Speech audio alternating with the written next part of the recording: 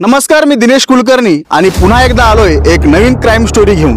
वजन कमी करणं, पोट कमी करणं, शारीरिक व्याधी थांबवणं, हार्ट अटॅक पासून वाचायचं असेल तर व्यायाम करणं गरजेचं आहे असा सल्ला डॉक्टर आपल्याला देतात आणि आपण त्याचं पालन देखील करतो आणि करायलाच पाहिजे।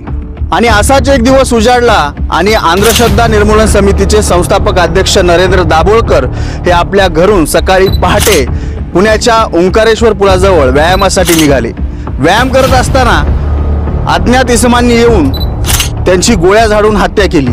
महाराष्ट्रातील अनेक अंधश्रद्धेच्या घटनेचा अंधश्रद्धा निर्मूलन समितीचे संस्थापक अध्यक्ष नरेंद्र दाभोळकर यांनी भांडाफोड केला आणि महाराष्ट्रात त्यांच्या या समाजहिताच्या कार्यामुळे अंधश्रद्धा निर्मूलन समितीचा कायदा स्थापित करण्यात आला।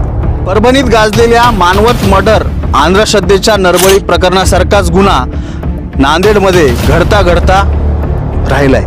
नांदेडमध्ये एका 8 वर्षीय मुलीला तिच्या गावातीलच एका महिलेने घरात डांबून ठेवलं होतं। नांदेड जिल्ह्यातील कंधार तालुक्यातील परांडा या गावातून एक 8 वर्षीय मुलगी ही बेपत्ता झाली होती। 8 वर्षीय मुलगी ही आपल्या शाळेतून बाहेर पडली आणि अचानक गायब झाली।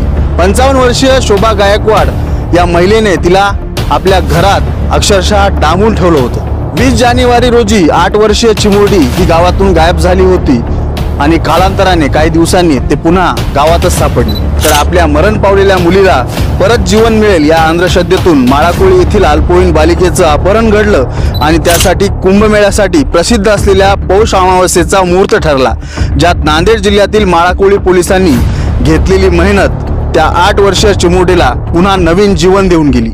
नाहीतर पौष अमावस्येनंतर तिचं काय झालं असतं याचा विचार जरी केला तर आपल्या अंगाचा अक्षरशः थरकाप उडेल। आपली 8 वर्षीय चिमुरडी ही गायब झाल्यामुळे तिच्या पालकांनी नांदेडच्या माळाकोळी पोलीस स्टेशनमध्ये धाव घेतली आणि तक्रार दाखल केली।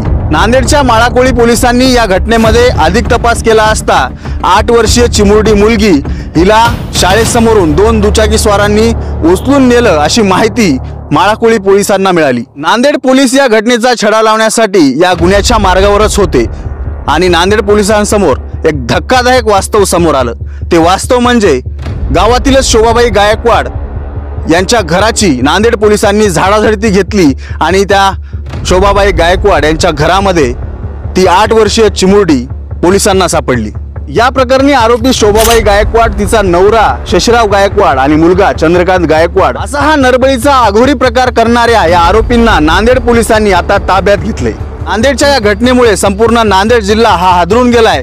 अशाच नवनवीन क्राइम स्टोरी पाहण्यासाठी आमच्या युवा क्रांती न्यूजला लाईक करा, सबस्क्राइब करा, फॉलो करा आणि शेअर करायला विसरू नका। जय हिंद।